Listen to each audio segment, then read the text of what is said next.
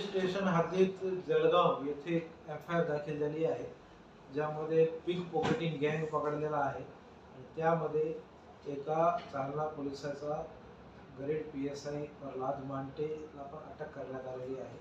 त्याच्यामध्ये कालच माझा जळगाव SP सोबत बोलणं झाला होता आणि गुन्हे दाखल होण्याची ज्यावेळी प्रक्रिया सुरू होती आणि लगेच त्या PSIला सस्पेंड करण्यात आलेला आहे आणि जो लीगल कारवाई आहे ते जळगाव पोलीस त्याच्यावर अटकच केली आहे, सगळी करतच आहे, पण प्रशासकीय कारवाई म्हणून त्याला सस्पेंड करण्यात आलेला आहे.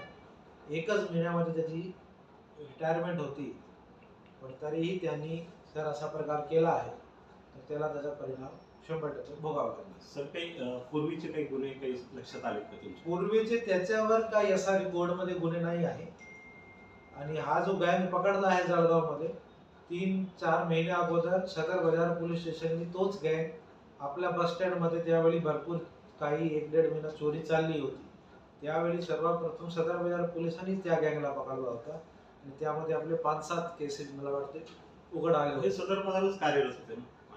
हे कर्मचारी सदर बाजारलाच कार्यरत होते, ग्रेड PSI होते.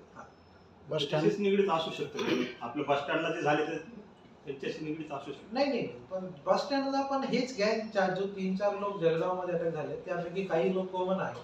ती गँग आता 2-3 महिने जेलमध्येच होती, आता सुटल्यानंतर त्यांनी ही प्रकार जळगावमध्ये केला असेल, पण हा कशाला इन्व्हॉल्व झाला आणि कशा इन्व्हॉल्व झाला ते जळगाव पोलीस करत आहे तपास. मी SP साहेबांशी तिकडचे कॉन्टॅक्टमध्ये आहे, तर त्याची जो प्रशासकीय चूक आहे अटक झाल्यामुळे त्याला सस्पेंड करण्यात आलेला आहे. त्याची प्राथमिक चौकशी प्रोबेशनरी IPS अधिकारी सिद्धार्थ बारवाल जो अंबरला आहे त्याच्याकडे देण्यात आलेली आहे.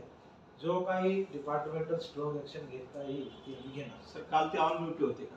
जेव्हा तिकडे गेले तेव्हा गैरहजर होते.